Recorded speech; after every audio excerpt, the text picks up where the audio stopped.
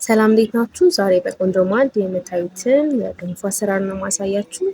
በመጀመሪያ ውሃ ጥጄ ጨው አደረኩበት።